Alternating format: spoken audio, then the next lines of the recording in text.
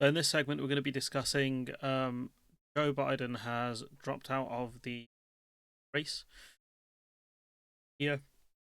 So he's endorsed Kamala Harris. So BBC have got some live coverage on this, but it looks very much like they're going to drop in Kamala Harris to run. It's a tragedy that I think Biden didn't drop out earlier and the Dems could have had a proper primary. I think that would have been a lot better democratically as well, because now Kamala Harris has been parachuted in, but there are legal issues now, I think, with her being able to access donor money and things like that. The donors wanted Biden gone. I think ultimately that's one of the major reasons he's gone. Um, this is fundamentally a good thing that Joe Biden has decided to drop out. He's mentally not capable, I think, of being president anymore. When you look at his recent debate performance, when you look at his recent gaffes, the gaffes have gotten more and more frequent. Before anyone says, "Oh, Trump has gaffes, Trump's this and that," that's 100% true, and that's a discussion you can have as well. Like, you can do both and say, look, both of these guys are not fit for office. It's not always rah rah defend your guy. It's not always team red good or team red or team blue good, if you see what I'm saying, in the case of Americans. So, Greg Abbott of Texas, who has frequently been criticized for his hardline immigration positions, attacked her record on immigration. Joe Biden. So we'll see. We'll see what happens with that. Kamala Harris. I don't know how popular she was with Biden, because he did give her a lot of like the crappier jobs of going to the southern border and things like that, where there's not much she can really do. When you look at it, it's a good thing. I don't like her. I think her record is quite sketchy. Um, she's going to run on essentially Biden's ticket. Biden's legacy. I don't know how good she will do on that. It'll be historic for America to have, obviously, their first black female president. But take it from the country who just had their first Asian prime minister. It doesn't change much. Ideology changes things. Policy changes things. Things like this are good for like the next generation of politicians who can see that it's possible for minority groups to succeed in politics. That's important, but policies are more important. That's the fundamental thing. We'll wait and see what the other people do. I'm just kind of rushing out this video a little bit just to give you guys an update, and just so I can say I do cover news rather than covering stuff from ages ago. Starmer saying he respects Biden's decision. Biden. It was weird because I covered the stuff at the NATO summit, and Biden was saying all the European leaders back me. It's like, obviously they back you. You're big dog. Do you know what I mean? And there's a kind of unwritten rule where if there's an election, certain politicians won't discuss the electoral candidates. We've got in the UK, David Lammy cozying up to JD Vance. JD Vance, who joked about the first Islamist country to get a nuclear missile, could be the UK. So like, play both sides of an election when you're a politician, because you don't know who's going to take over, and you don't want to be isolated by the next group, the next incoming leader, especially when it's a country as powerful as the USA. I did see this video that basically the Kamala team looks like they've re-uploaded, or someone's trying to make it out like this is Kamala's kind of presidential video, when this was from 2020, the last election, a couple of years ago. So if we look at the comments under this, we'll watch this video as well. It's from, there it is, 2019 there. And we'll have a watch of this. Hopefully I don't get copyright because the music, honestly. Sick of this? Well, think about this. He's a world leader in temper tantrums. She never loses her cool. She prosecuted sex predators. He is one. That's a pretty cutting line, but the weird thing was with that Trump tape is it did nothing to him.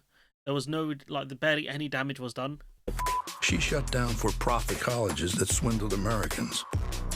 He was a for-profit college. At Trump University, we teach success. It's also a good line as well. These are all true factual things. Literally. He's owned by the big banks. And you're also owned by the big banks. Come on, so let's be real about that. She's the attorney general who beat the biggest banks in America and forced them to pay homeowners $18 billion. I'm not going to go into her full record, but I remember, I used to watch a lot of Carl Kalinske a couple of years ago. He was talking about how she had the chance to prosecute Steve Mnuchin and didn't take it. So, some of these people, they're closer to each other than you think. He's tearing us apart. She'll bring us together. This is Trump. And in every possible way, this is the anti-Trump. So if that's what you're looking for in your next president, there's really only one. Kamala. So the question will be, I think, for Americans is, has your life improved enough where you would back Kamala Harris, because she'll be running, like I said, directly. She's directly tied to Joe Biden, VP.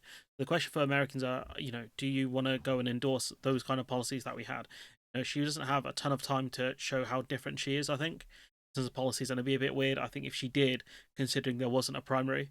So I do wonder how she's going to run it. I guess it should be quite interesting to see that.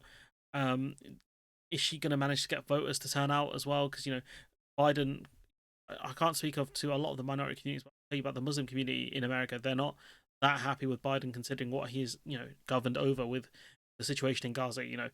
People are chanting "Genocide Joe," which is nuts, to be honest. But is it wrong? Not really. And Kamala Harris is his VP. During all of this time, she sat quietly. She didn't say much about it. So I don't think we'll see certain groups come out for Biden. In terms of voting, I think those people will stay home because Trump will infinitely be worse for the people of Gaza. He's the one that tried to move, I think, the capital of Tel Aviv, or at least the embassy, to Jerusalem.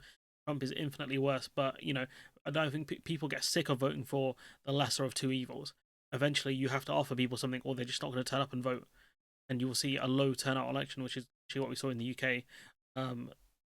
Not long ago, a few weeks ago, really, a low turnout election.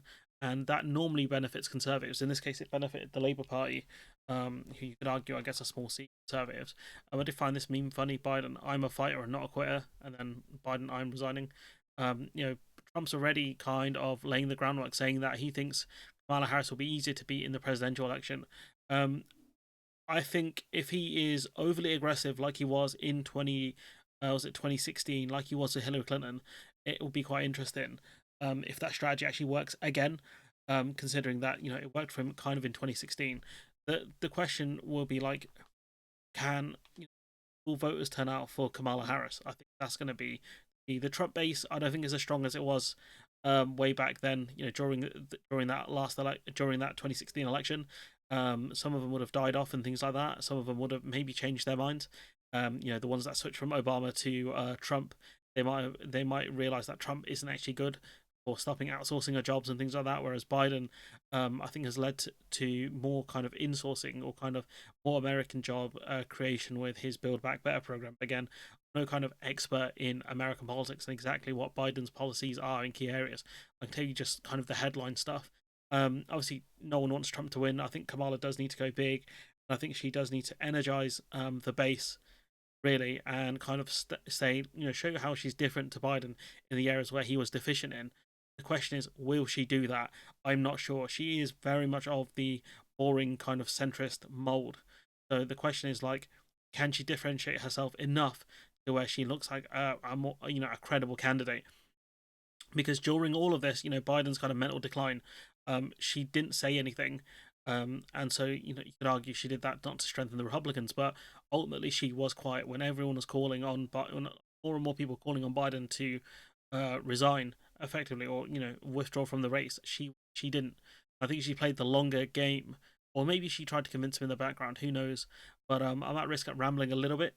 So let me know what you think in the comments below. This is kind of breaking news. It's coming out very fast. This is probably the biggest news story of the month, really, even though we've had an election in the UK, because now the race between who is one of the most important leaders in the Western world has changed. From Biden versus Trump to Biden versus Harris.